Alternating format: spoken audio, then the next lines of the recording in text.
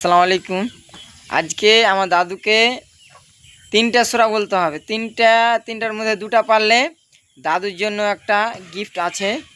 তো দাদিকে জিজ্ঞাসা করবো, বলতে পারছি কি পারে না। আর আমার দাদু যখন যুবক থাকে তখন নমাজ পড়ায় অনেকে আর জানে সূরা দেওয়া। তো এখন বয়স্ক হয়ে গেছে, তার জন্য পারছি কি পারে না জিজ্ঞাসা করব। তোমাকে দুটা সূরা বলতে বলবো। হ্যাঁ, তোমাকে বলতে হবে দুটা সূরা। হ্যাঁ বলো। কুল হু আল্লাহু আহাদ আল্লাহু সামাদ, এইটা সূরাটা বলো। হ্যাঁ, একটা হলো।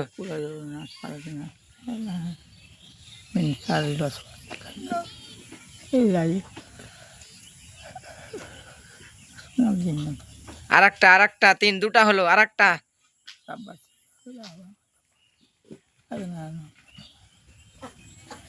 জোসে করে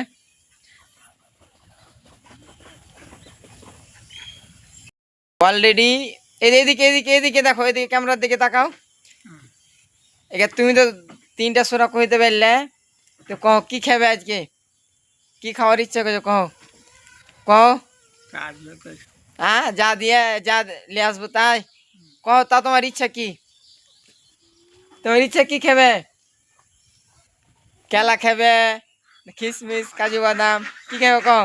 এদিকে ক্যামেরার দিকে তাকিয়ে কও, ক্যামেরার দিকে এদিকে তাকিয়ে কও কি খাবে কও। আর অলরেডি তিনটা সূরা বললো। একদম বয়স্ক হয়ে তার জন্য হালে হালে বললো। তো অলরেডি তিনটা সূরা বলেছে।